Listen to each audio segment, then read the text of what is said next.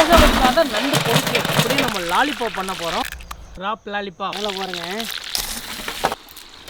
இந்த கொடுக்கு வேணும். இதில் கறி மட்டும் எடுத்துக்கலாம். உருளைக்கிழங்க சுத்தமாக கழுவி எடுத்துக்கலாம். வாட்டர் உருளைக்கிழங்க தண்ணியில் போட்டு வேக வச்சிடலாம்.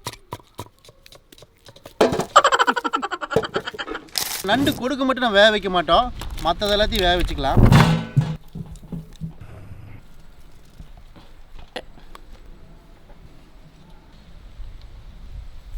மசிச்சு எடுத்துடணும். இந்த டைம் தான் நம்ம நண்டு சேர்க்க போகிறோம்.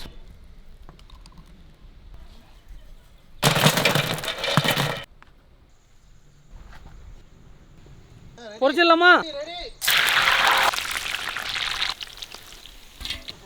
Lollipop ready. அங்கே சாப்பிட போயிடலாம். நல்ல மொறு மொறு மொறு மொறுன்னு வந்துருக்கு. ராப் லாலிபாப்.